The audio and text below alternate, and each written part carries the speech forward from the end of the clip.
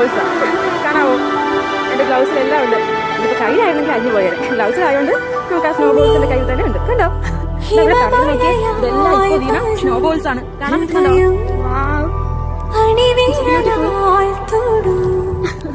ഇവിടെ എല്ലാം വീണിട്ടുണ്ട്.